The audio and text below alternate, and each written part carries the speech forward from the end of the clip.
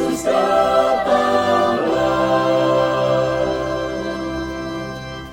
Yesus tinggal di hatiku, aku amat bahagia. Yesus sungguh sahabatku, dalam suka dalam duka. Yesus kau sahabatku.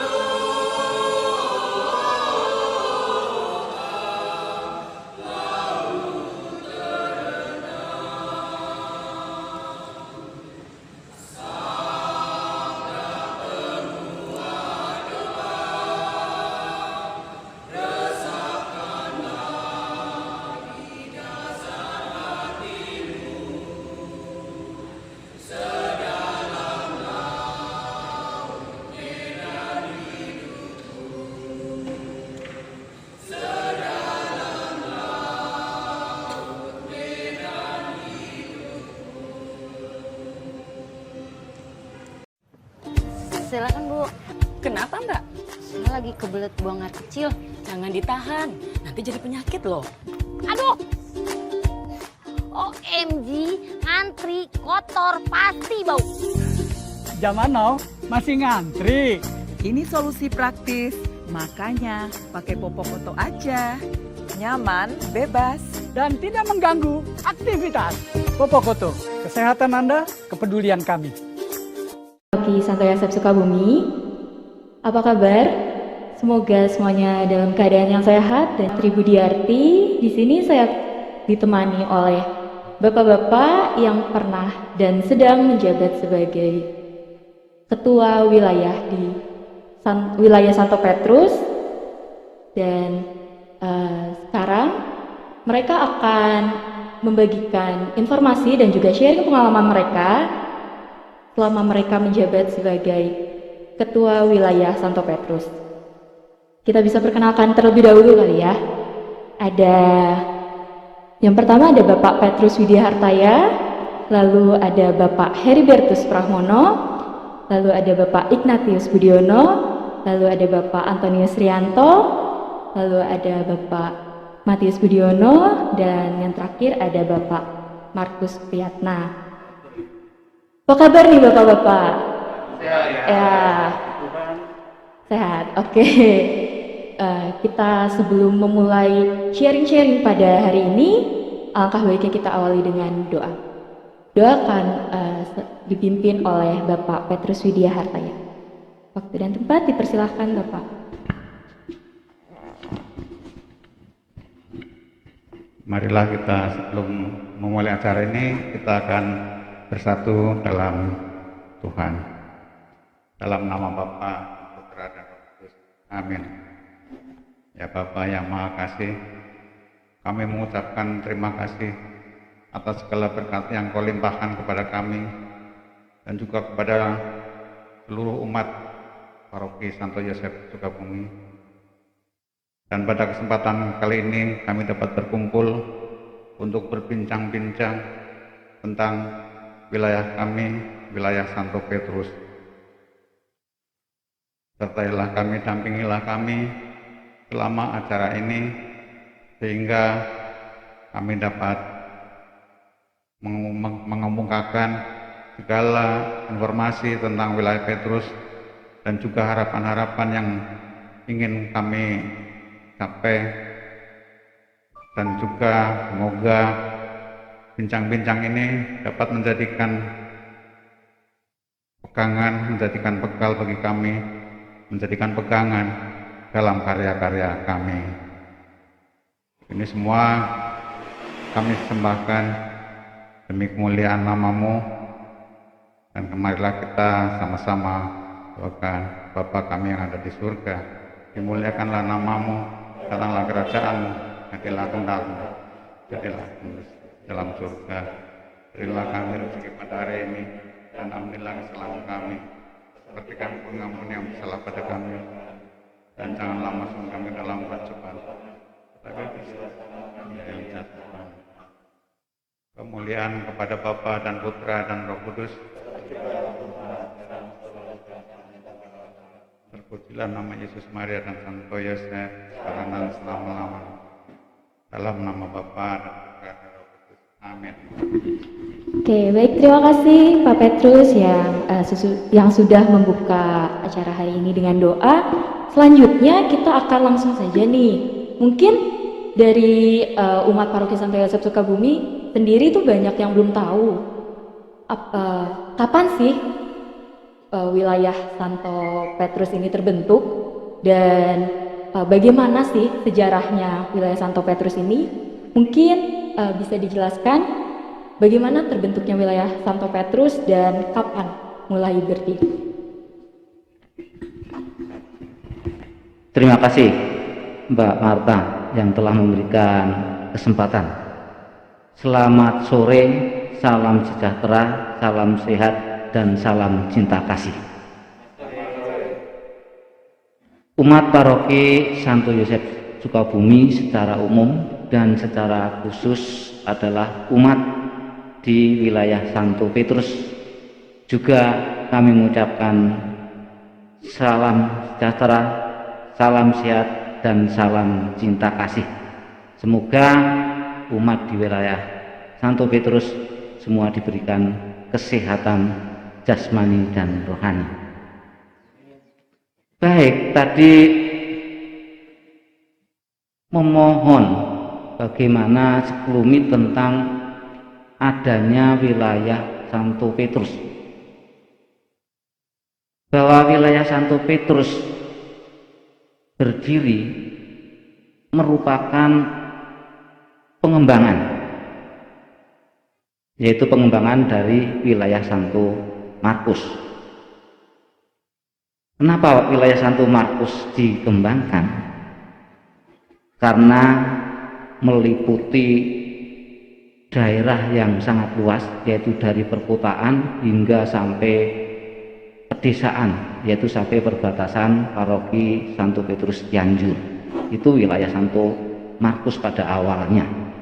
Di samping itu adalah umat semakin tahun semakin bertambah, maka paroki juga berpikir agar umat dapat terlayani dengan semaksimal mungkin, dengan sebaik-baiknya.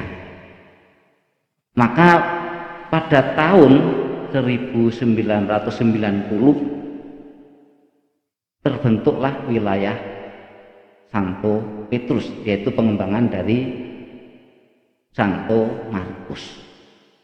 Adapun pembagiannya antara wilayah Santo Markus dengan wilayah Santo Petrus, bahwa wilayah Santo Markus menangani umat yang secara khusus adalah ada di perkotaan. Nah, sedangkan wilayah Santo Petrus ini yang menangani sebagian ada di perkotaan dan sebagian ada di kabupaten, yaitu dari Jalan Siliwangi, Kota Paris, terkenalnya Kota Paris, sampai perbatasan Kabupaten Cianjur. Itu adalah wilayah Santo Petrus. Sehingga cukup luas sekali wilayah Santo Petrus karena penyebarannya beda dengan yang di kota. Nah, di paroki Santo Yosef sendiri itu ada 5 wilayah, betul kan? Betul. Ada wilayah Santo Markus, wilayah Santo Lukas, ada wilayah Santo Matius, ada wilayah Santo Yohanes, dan juga Santo Petrus.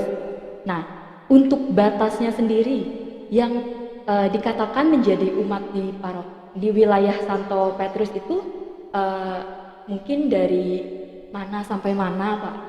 Ya. Untuk batas-batas yang menjadi kewenangan pengelolaan dari wilayah Santo Petrus, itu paling timur adalah berbatasan dengan paroki Santo Petrus Cianjur. Itu sampai daerah Gebrong, itu paling timur. Sedangkan selatan itu adalah wilayah Santo Lukas.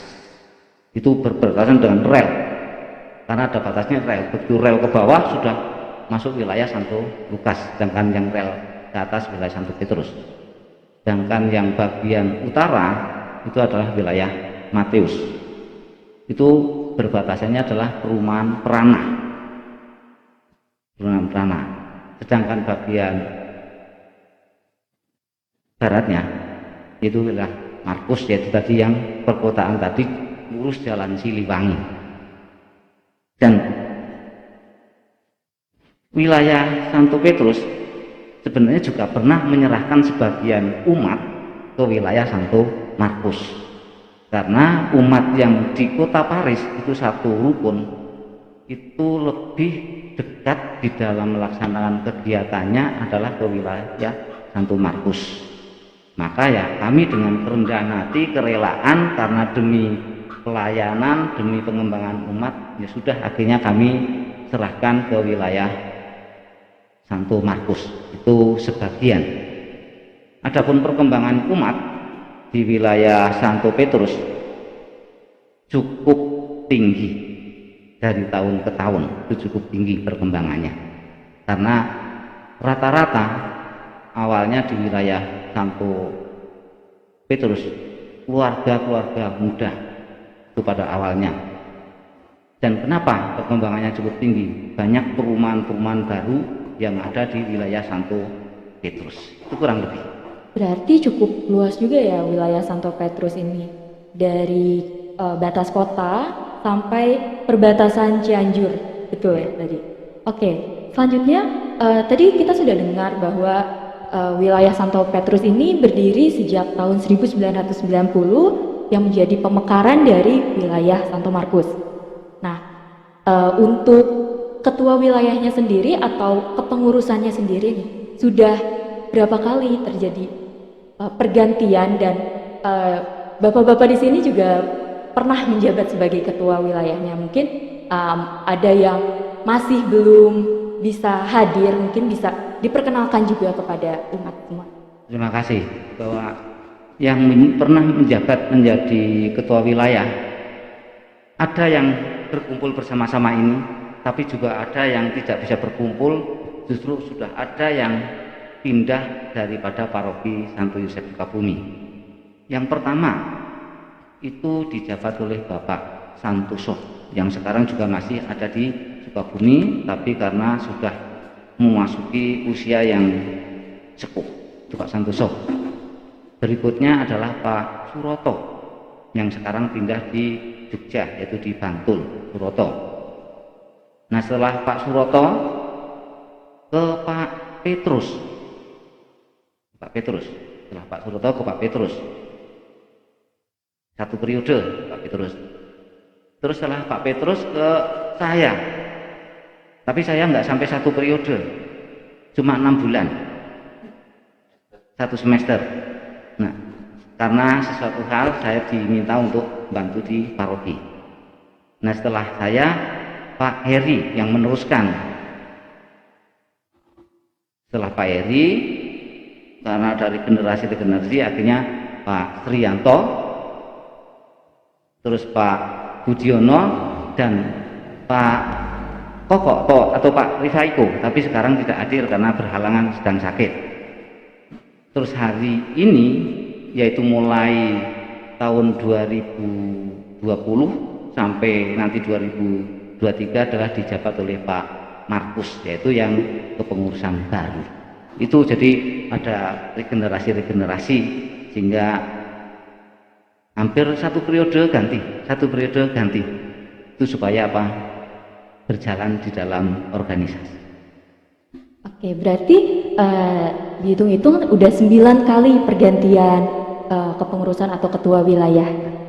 Lalu luar biasanya, walaupun sudah tidak menjabat sebagai ketua wilayah, tetapi bapak-bapak ini masih tetap ikut serta dan berkecimpung di dalam kepengurusan wilayah. Gitu.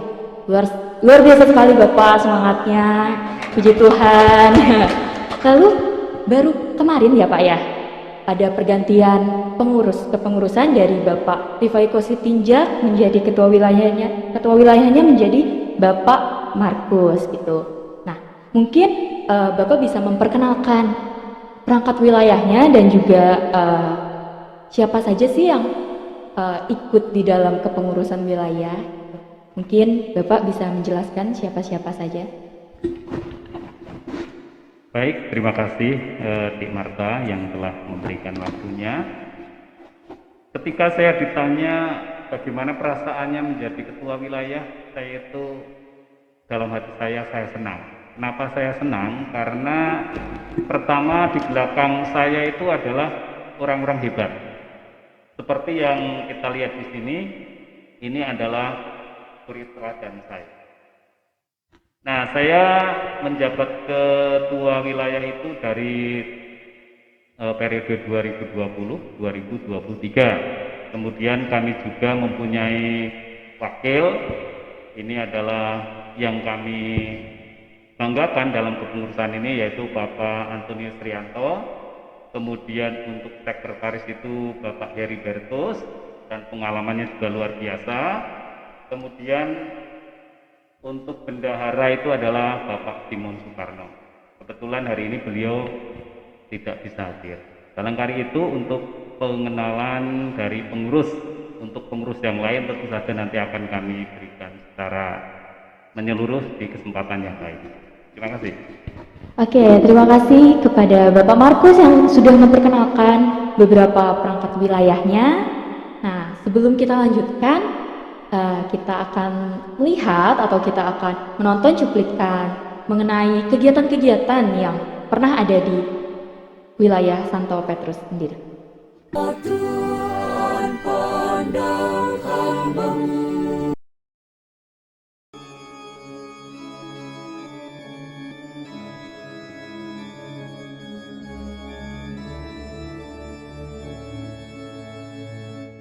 Tuhan bentengku, berdiri sore-sore, ketuk-ketuk karangku, penglimaku, mantap hatiku, di rumahmu, ku aman dalam tanganmu. Panah penyerang ditahannya dan tombak musuh dilebur. Tuhan bentengku, berdiri sore-sore, ketuk-ketuk karangku, penglimaku, mantap hatiku, di rumahmu, ku aman dalam tanganmu. Ombak yang kencang ditenangkan dan badai tofan tertegun. Tuhan bentengku, berdiri sore-sore, ketuk-ketuk karangku, penglimaku, mantap hatiku, di rumahmu, ku aman dalam tanganmu. Orang yang lemah dibimbingnya, dan yang tersandung ditopang.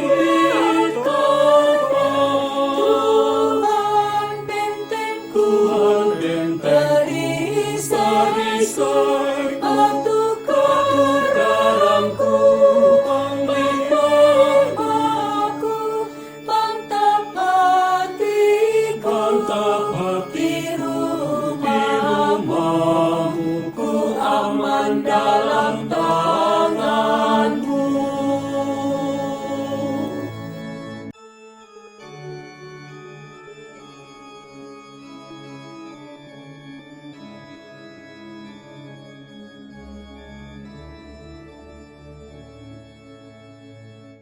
Tuhan bentengku, berdiri sore-sore. Silakan Bu, Kenapa Mbak? saya lagi kebelet buang air kecil. Jangan ditahan, nanti jadi penyakit loh. Aduh! OMG, ngantri, kotor, pasti bau. Zaman now masih ngantri.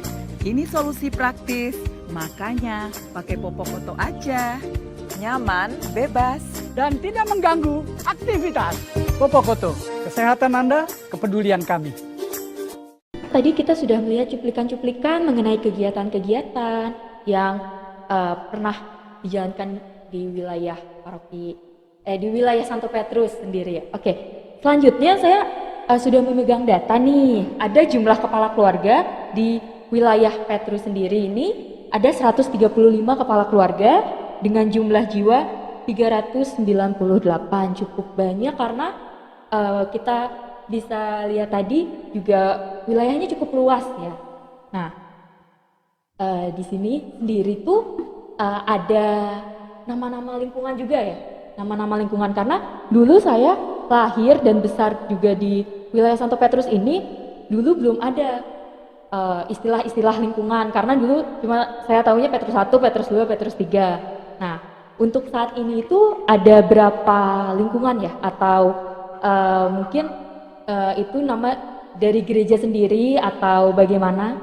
Mungkin Pak Budi atau pemantau bisa.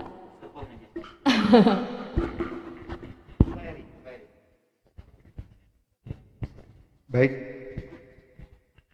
terima kasih.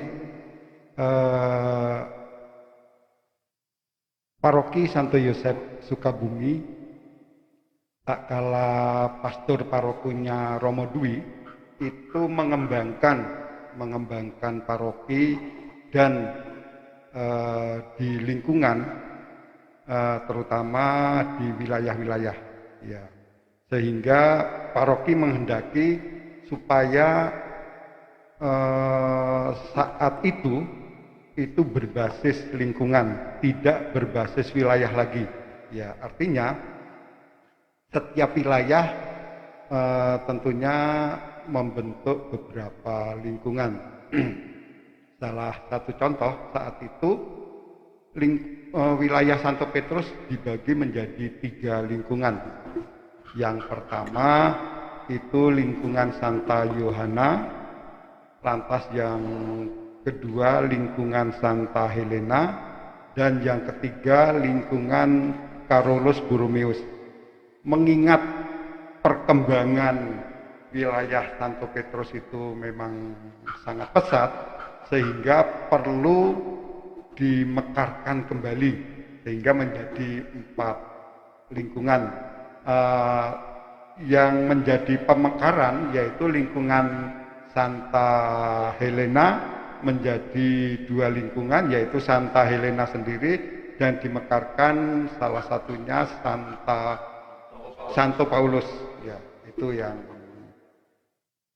saya tahu. Ya. Berarti ini tuh bertujuan agar untuk misalnya ada doa-doa atau ada ada kegiatan-kegiatan itu bisa terjangkau semuanya, karena tadi kan wilayahnya juga cukup luas. Jadi kalau misalnya kan kasihan kalau mungkin yang dari perbatasan sana harus ikut ke kegiatan ke kota sini kan mungkin jauh, jadi dibagi sesuai lingkungan agar juga bisa mencangkup semuanya begitu ya. Nah, berarti tadi ada pemekaran dari 3 lingkungan menjadi 4 lingkungan gitu. Wah, berarti semakin hari atau semakin tahun semakin bertambah juga, dan juga mungkin ada dari paroki-paroki luar juga pindah ke sini atau wilayah-wilayah gitu pindah ke lingkungan Santo Petrus sendiri. Nah, kita lanjutkan lalu ke kegiatan dan program nih. Nah, kegiatan sendiri di wilayah cukup banyak. Sebelum pandemi sendiri kan cukup banyak gitu. Apa saja sih kegiatan yang mungkin pernah ada di wilayah sendiri atau lingkungan, atau mungkin wilayah sendiri kan selalu mengikuti kegiatan dari paroki. Itu kegiatan-kegiatan apa saja yang umat bisa berkecimpung di dalamnya? Baik, terima kasih. Saya rasa untuk pemerataan supaya para ketua wilayah juga bisa menyampaikan programnya saat itu, kami serahkan. Baik, terima kasih Pak Eri, Mbak Marta. Saya akan mencoba membantu, nanti minta tolong yang lain melengkapi. Program ya, karena ini tentunya dengan yang saya alami. Waktu periode saya tahun 2014 sampai 2017 itu selain melaksanakan program-program yang dicanangkan dari paroki di wilayah, juga menyelenggarakan kegiatan-kegiatan yang dilakukan bersama dengan umat. Tentu banyak, tapi yang mungkin bisa saya sampaikan. Oke, kita akan lanjutkan dengan sharing dari masing-masing para ketua wilayah yang pernah menjabat di wilayah Santo Petrus, dan juga akan menjelaskan kegiatan-kegiatan apa saja yang pernah ada di wilayah. Dimulai dari siapa? Bapak. Oh, yang tertua ya, Bapak Petrus berarti ya, Pak? Ya, baik, terima kasih. Ya. Untuk yang di sini saya yang paling duluan. Saya Petrus Widyahartoyo. Saya menggantikan Pak Suroto tahun 2003 kalau nggak salah ya. Ya. Waktu itu satu wilayah umatnya itu masih sekitar 60 kakak, 63 kakak kalau nggak salah. Jadi waktu itu ada 3 lingkungan, Petrus 1, Petrus 2, Petrus 3. Kalau ada kegiatan-kegiatan renungan, misalnya APP, AAP, itu gabung satu wilayah.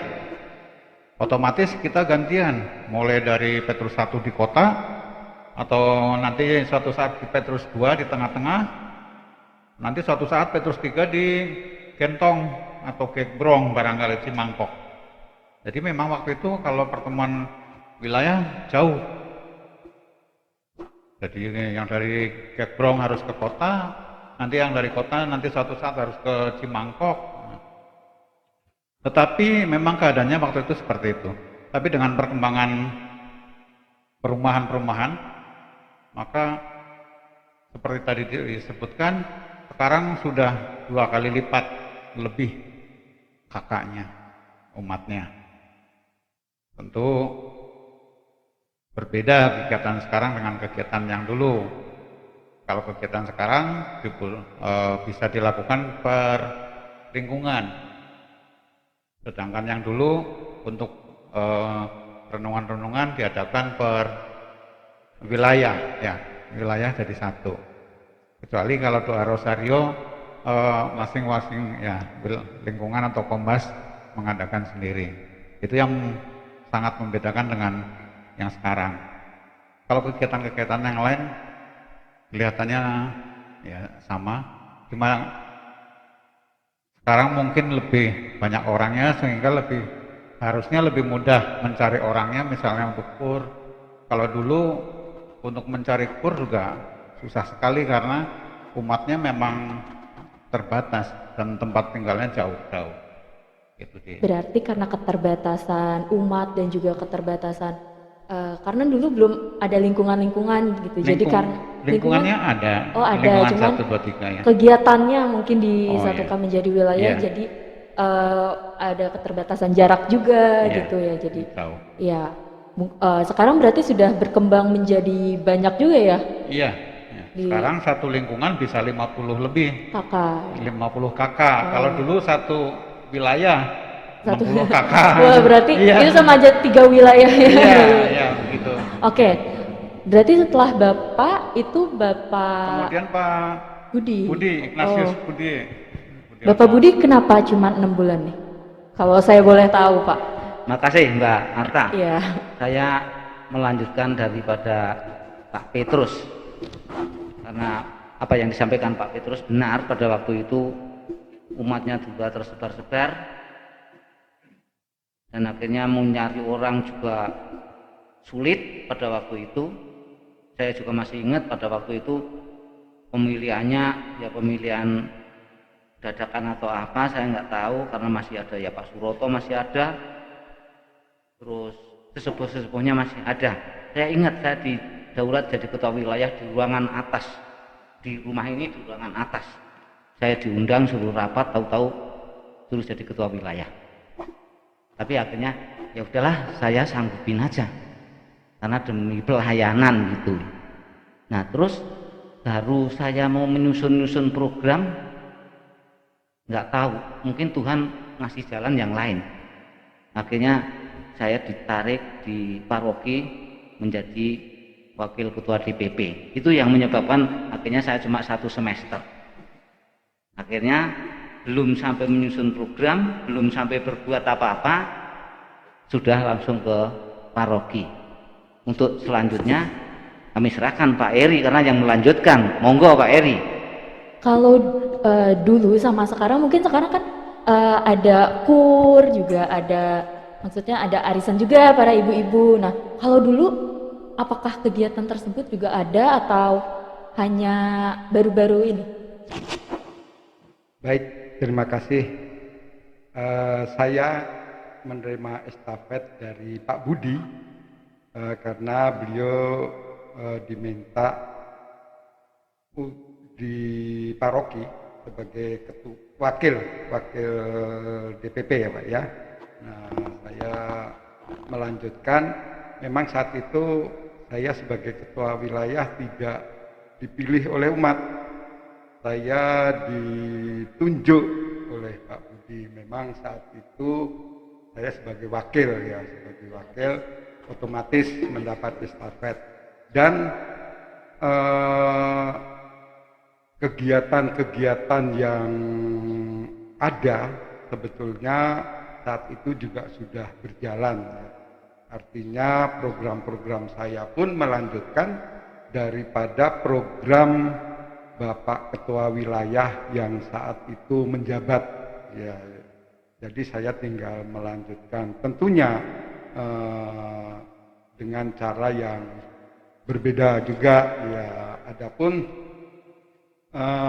saat saya menjadi ketua wilayah saat itu, memang wilayah Santo Petrus ini sedang berkembang, sedang banyak-banyaknya urbanisasi, baik dari wilayah lain ke sini, dari paroki lain ke sini, sehingga memang saat itu kegiatan luar biasa ya Pak Anto ya. Ya, kita wilayah Petrus itu bisa berkembang, dan juga bisa kegiatan itu yang diadakan oleh paroki, baik lomba, baik apa, kita bisa saat itu menjadi juara umum, bahkan berturut-turut ya Pak Anto ya. Iya, sehingga piala bergilir itu di wilayah Petrus ada 2 ya, saat saya dan dilanjutkan oleh Pak Anto. Mungkin Pak Anto nanti bisa menambahkan. Pak Anto, monggo Pak Anto. Dulu kalau nggak salah juga sempat ada ziarah juga ya, ada ziarah. Terus untuk ulang tahun wilayah sendiri selalu ada kegiatan, entah syukuran, entah pentas seni gitu dulu. Terus juga buat Bapak Heri sendiri tadi itu di tahun berapa ya menjabat atau sampai kapan ya? Saya itu 2 periode, ya 2 periode, ya min 6 bulan Pak Budi, ya 2,5 periode, ya. Artinya tahun 2004 sampai 2008 atau 9 kisarannya tahun itu, ya. Saat itu memang saat saya itu tuntutannya oleh pastor paroki saat itu Romo Agus Suryanto ya, itu wilayah Petrus diminta untuk menjadi wilayah percontohan saat itu. Ya, memang sedang akan dikembangkan, keburu romonya juga pindah tugas. Oke, sekarang ke Bapak Anto. Mungkin dari abis Pak Heri langsung ke Pak Anto, berarti sekitar tahun berapa tuh? Kurang lebih tahun 2009 ya. 2009, 2011 saya melanjutkan estafet kepengurusan sebagai ketua wilayah. Tentunya ya seperti yang disampaikan Pak Eri, pendahulu-pendahulu yang pernah ada di wilayah, program yang baik tetap dilanjutkan, ya tadi dengan cara yang berbeda, dengan karakter yang berbeda, tapi dasarnya adalah program-program yang sudah dibuat oleh ketua wilayah yang lama. Salah satu contoh, tiap AAP, ABP, ketua wilayah itu berkunjung, ikut ke lingkungan 1, lingkungan 2, mungkin sekarang menjadi 4, dan rencana ke depan kita akan bagi tugas untuk selalu hadir ke setiap lingkungan. Itu saya teruskan dari kebiasaan baik dari Pak Budi, Pak Petrus, dan saya, dan mungkin memang dilanjutkan juga ke generasi ke Pak Budi, gitu Mbak Marta. Lalu untuk ada juga kan orang muda, lalu ada kegiatan ibu-ibu, apakah di wilayah sendiri ada wadahnya atau hanya sekitar paroki saja? Oh iya, kalau untuk ibu-ibu itu udah dari dulu mempunyai kegiatan WK, wilayah Lanteng Petrus disebutnya Pak ya, itu cukup sampai sekarang cukup solid dan cukup aktif. Nah, untuk kepemudaan wilayah Petrus bisa pionernya saat itu ya, Karena kita ketahui bahwa paroki Sukabumi itu paroki yang ditinggalkan, bukan paroki yang datang. Ya, karena ya banyak juga dari teman-teman yang kuliah keluar kayak gitu. Nah, Jadi betul, kuliah keluar sehingga Sukabumi itu kakaknya bertambah, tapi jumlah jiwanya berkurang. Karena yang punya anak 3 pergi ke kota, bapak ibu duaan sendiri. Nah begitu. Jadi kalau untuk kepemudaan di Santo Petrus, kebetulan saya kepengurusan ketua wilayah merangkap kepemudaan. Mungkin dikatakan ketua wilayah muda waktu itu. Nah disitulah wilayah Petrus termasuk wilayah yang mempunyai kaum muda yang cukup banyak. Dan saat ini krisis kaum muda. ya mungkin karena pada keluar, apalagi Regenerasinya.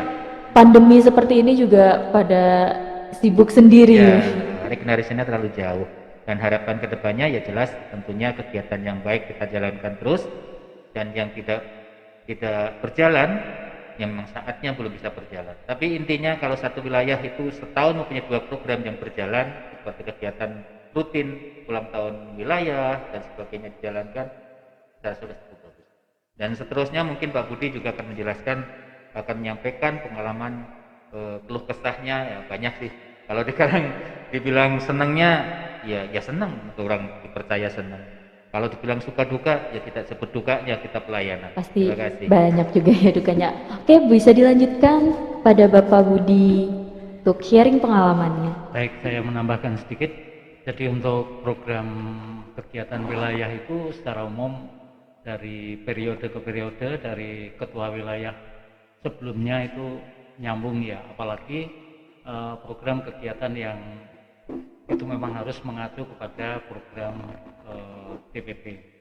Tetapi memang setiap ketua wilayah berinovasi ya. Jadi ada kegiatan-kegiatan yang dibuat di lingkungan. Nah, namun dalam program kegiatan yang namanya pelayanan itu memang tidak gampang. Ya, kadang-kadang program sudah dimulai, tetapi ada yang tidak bisa berjalan dengan mulus. Misalnya pada saat saya menjadi ketua wilayah mencoba untuk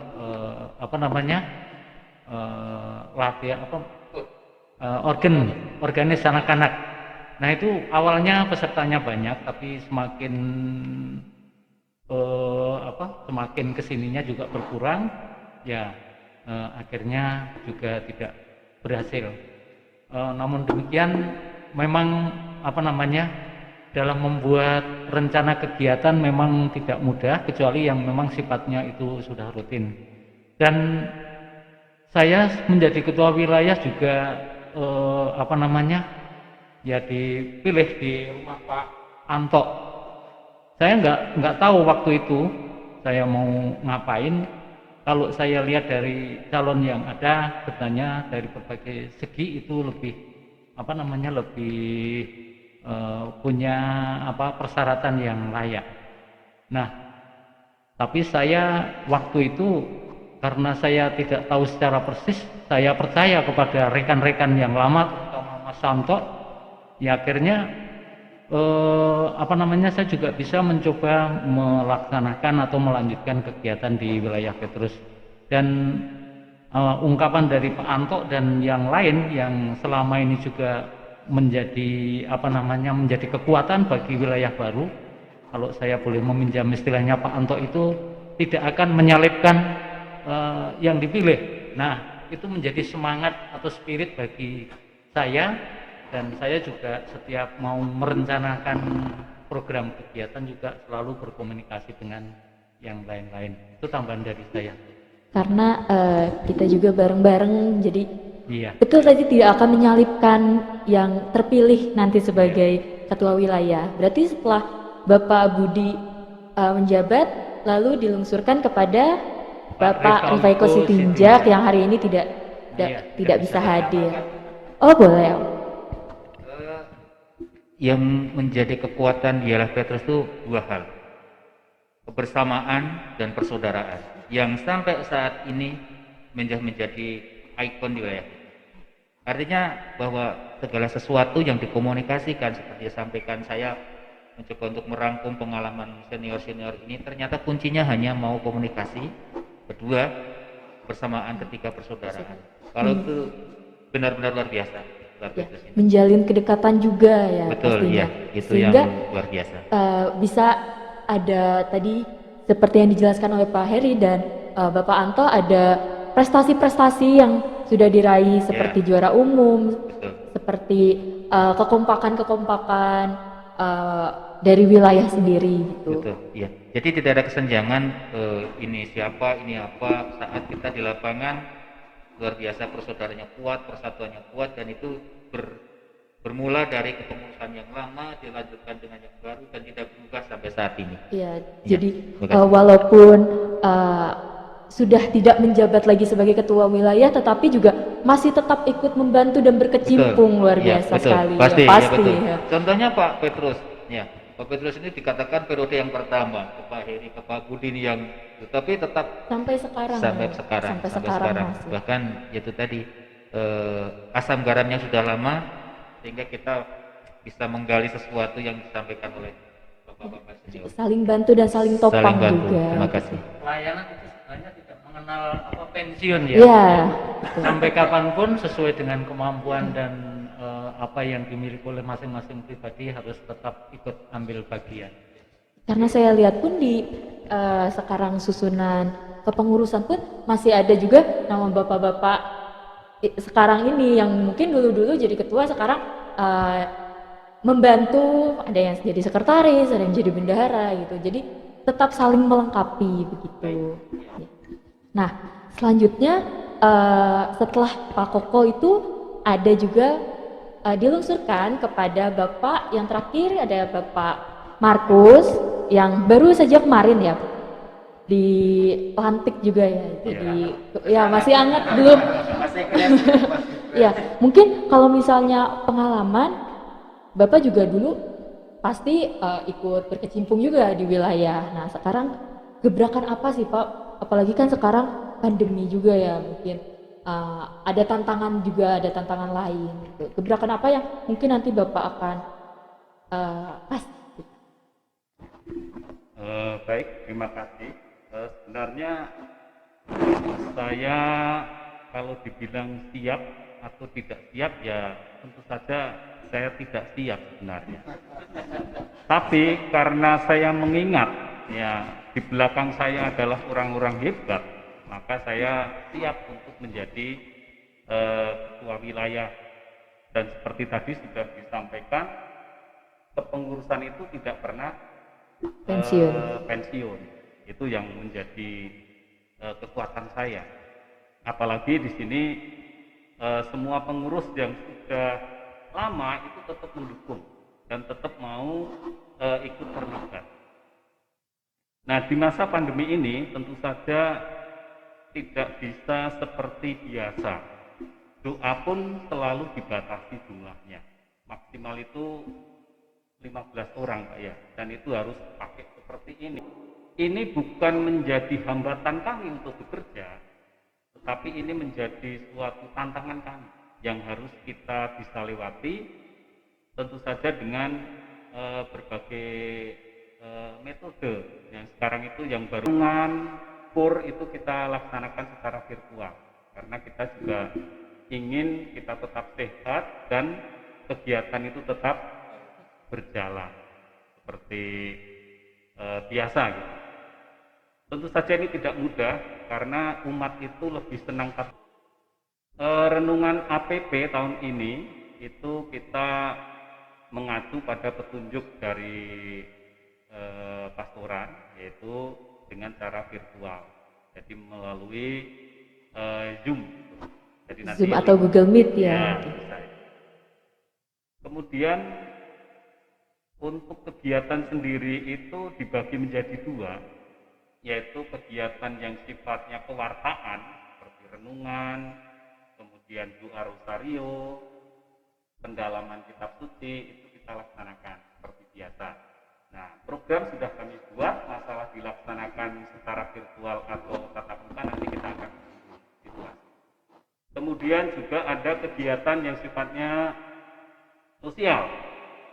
Nah, ini sosial ini sangat dibantu sekali oleh seksi PSE, yaitu Pak Budiono, kemudian juga WK itu selalu aktif di dalam membantu kami dalam kegiatan sosial. Itu Mbak Marta.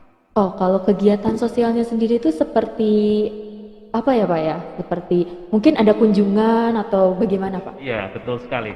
Jadi kita sudah punya program untuk mengunjungi saudara-saudara kita, misalnya yang sakit, yang sudah lanjut usia, itu kita kunjungi. Kita doakan mereka ke sana. Kemudian secara materi kita juga membantu ya sembako ala kadarnya ya Pak Budi ya, yang sudah kita laksanakan dari tahun ke tahun, dan terima kasih kepada seluruh umat yang sudah membantu kami dalam pengumpulan dana ataupun bantuan-bantuan tersebut. Oh, berarti walaupun pada situasi seperti ini juga kegiatan tetap berjalan dengan baik, dan juga umat juga terperhatikan dengan baik. Gitu. Oke, mungkin ada lagi yang mau ditambahkan atau ada lagi yang mau sharing pengalamannya? Tambahan aja Mbak Marta. Boleh. Karena ini masanya pandemi. Kami yang pernah mencoba juga dari lingkungan Santa Yohana pernah mencoba, yaitu doa rosario, karena tadinya kebingungan. Akhirnya kami lewat Zoom masing-masing keluarga. Itu pada bulan Mei kita laksanakan. Tapi karena kendala-kendala akhirnya bulan Oktober berhenti. Tapi kita pernah mencoba itu karena tadi prinsipnya pengen ketemu umat kok susah. Akhirnya bagaimana caranya kita coba, akhirnya kita bergerak, beberapa orang akhirnya berjalan. Itu yang menjadi tambahan. Terus ada sesuatu yang menjadi harapan. Ini tentunya harapan dari seluruh wilayah yang ada di paroki, dan secara khusus adalah wilayah Petrus. Nah, itu bahwa wilayah Petrus kenapa kok ngambilnya Santa Pelindung adalah Santo Petrus, bukan santo-santo yang lain. Ini yang sering menjadi apa ya? Pertanyaan dan menjadi guyonan kadang-kadang kalau ketemu kayak ini. Kenapa? Petrus adalah yang memegang kunci. Kunci surga. Nah, itu Petrus selalu memegang kunci surga. Dan yang saya rasakan, mungkin juga umat wilayah Santo Petrus merasakan kejujuran daripada Santo Petrus, keuletan, semangat pelayanan, terutama adalah tentang persekutuan di dalam mempartakan Injil. Itu yang sangat-sangat menjadi pedoman. Ya, harapannya adalah bahwa seluruh umat yang ada di wilayah Santo Petrus meneladani daripada Santo Pelindungnya. Maka setiap tanggal 29 Juni kita pesta nama, walaupun sederhana dan kadang-kadang tidak tepat waktunya. Nah, kenapa tidak tepat waktunya? Ini banyak permasalahan untuk mengumpulkan daripada umat. Karena bulan Juni itu bagi anak-anak sekolah musim liburan libur. ya. Orang tuanya kadang-kadang juga ikut libur. Nah, ini pulang kampung, sehingga kadang-kadang kita geser kepada bulan Juli setelah anak-anak pada masuk sekolah. Ini yang sering menjadi permasalahan-permasalahan, tapi bagaimanapun dapat kita jalankan bersama-sama. Karena apa tadi yang disampaikan oleh Pak Anto tadi, hanya ada dua kok kuncinya tadi.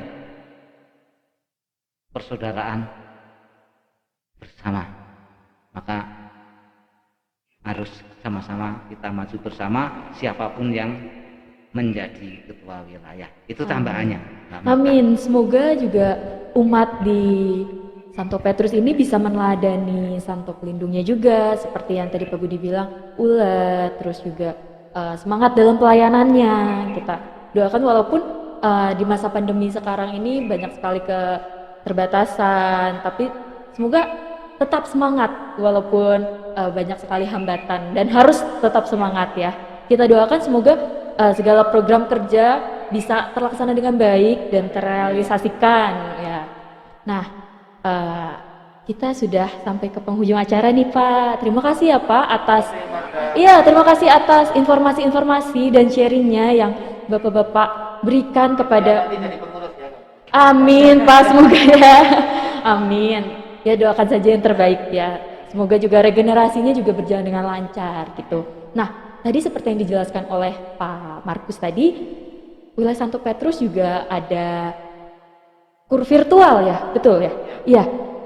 Saya sudah beberapa kali lihat, luar biasa sekali, bagus sekali, dan nanti akan ditayangkan di akhir acara gitu. Jadi tungguin aja, nanti ada kur virtual dari Santo Petrus sendiri gitu. Tetap semangat untuk umat sekalian, tetap menjaga protokol kesehatan dan juga semangat dalam berpelayanan, dan jangan jadikan pandemi ini sebagai hambatan, malah kita harus tetap semangat gitu ya.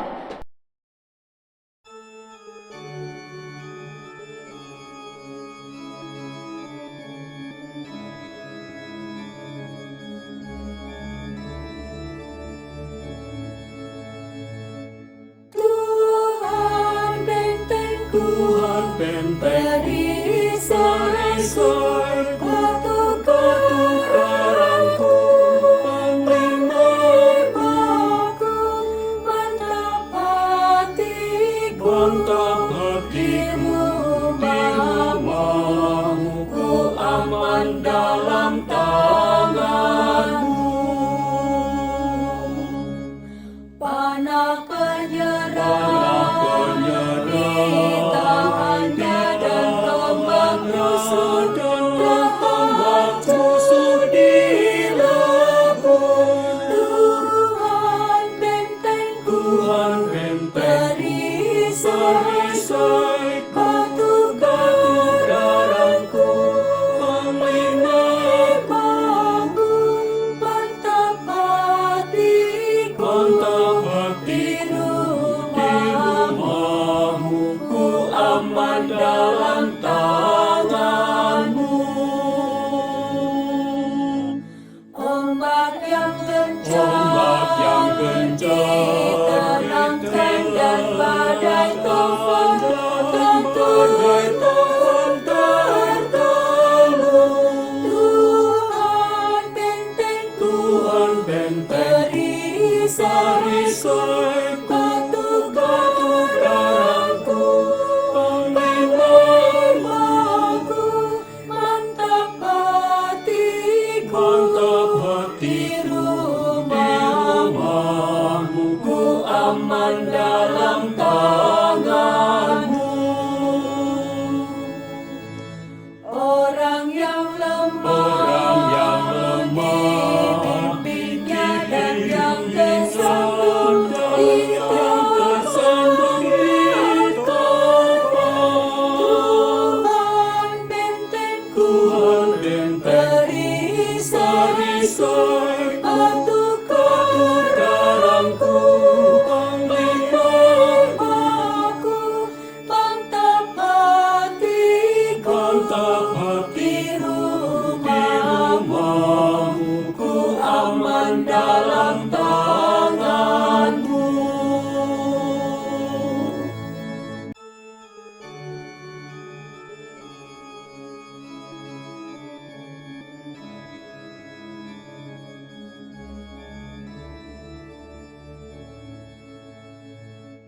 Tuhan bentengku,